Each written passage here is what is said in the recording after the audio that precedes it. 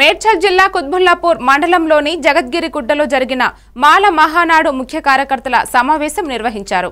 SC వర్గీకరణ ద్వారా మాలలకు జరిగిన అన్యాయంపై భవిష్యత్తు కార్యాచరణలో భాగంగా జూలై 28 నుండి ఆగస్టు 23 వరకు జరిగే వివిధ కార్యక్రమాలను విజయవంతం చేసేందుకు మాల మహానాడు జాతీయ అధ్యక్షులు జి చెన్నయ్య ముఖ్య అతిథిగా పాల్గొని ప్రసంగించారు. రాజ్యాంగ విరుద్ధమైన ఎస్సీ వర్గీకరణ మరియు రోస్టర్ పాయింట్ల కేటాయింపులో జరిగిన అన్యాయంపై రాజీలేని పోరాటం చేద్దామని పిలుపునిచ్చారు. ఈ కార్యక్రమంలో మహానాడు రాష్ట్ర కార్యదర్శి ఎన్నికైన రాజేష్ కు చెన్నయ్య చేతుల మీదుగా నియామక పత్రం అందజేశారు. వీళ్ళందరూ కూడా ఒక కుట్రపూరితంగా ఒక ఉద్దేశపూర్వకంగా మాలలను అణచివేయాలన్న ధోరణితో బాబాసాహెబ్ అంబేద్కర్ వారసులుగా ఉన్న మాలల్ని అణచివేసే కుట్రతో ఈ రోస్టర్ పాయింట్లను తయారు చేసిండ్రు. ఎందుకంటే ఎస్సీలలో 22వ రోస్టర్ పాయింట్ గ్రూప్ 3కి ఇచ్చిండ్రు, 22వ రోస్టర్ పాయింట్ గ్రూప్ 3 ఉమెన్కి ఇచ్చిండ్రు, మళ్ళీ తర్వాత వచ్చి 41వ రోస్టర్ పాయింట్ ఉంది. ఇట్లా చివరి గుణ మూలంగా ఇప్పుడు ఎక్కడైనా ఏ డిపార్ట్మెంట్లో కూడా పడ్డ 10 పోస్టులు 5 పోస్టులే ఉంటున్నాయి.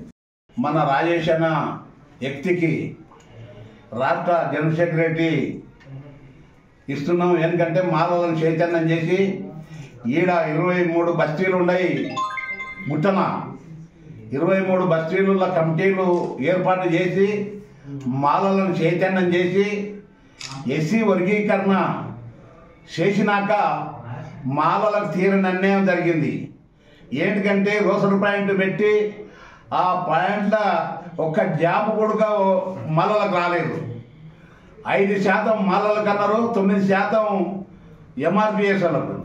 అయితే 5% అంటే 5 జాబులన్నా రావాలి కదా, 5 జాబులు రాలేదు. మన ఎస్సీ కార్పొరేషన్ లోన్లు వాళ్ళకి, డబుల్ బెడ్రూమ్లు వాళ్ళకి, అదేవిధంగా 3 ఎకరాల భూమి వాళ్ళకే పోయింది. గురుకుల పాఠశాలలో మాలోనికి ఒక్క సీటు మా పిల్లలు రోడ్లపై తిరుగుతున్నారు, గవర్నమెంట్ స్కూల్లో వేస్తున్నారు. ఈ గురుకుల పాఠశాలలో కూడా మా పిల్లలకు సీట్లు వస్తారు. ఏంది సీట్లు లేవు అని అడిగితే వాళ్ళు ఏ కారణం చెప్తున్నారంటే, మా జాతీయ అధ్యక్షుడు చెన్నయ్య సార్ నన్ను నమ్మి స్టేట్ జనరల్ సెక్రటరీ పోస్ట్ ఇచ్చిండ్రు. మా మాలాలతో అన్యాయం అవుతుంది, నేను చెన్నయ్య సార్తో కలిసి మా మాలాలని న్యాయం చేస్తానని నేను మనస్ఫూర్తిగా చెప్తున్నాను. అందరికీ జై గురు.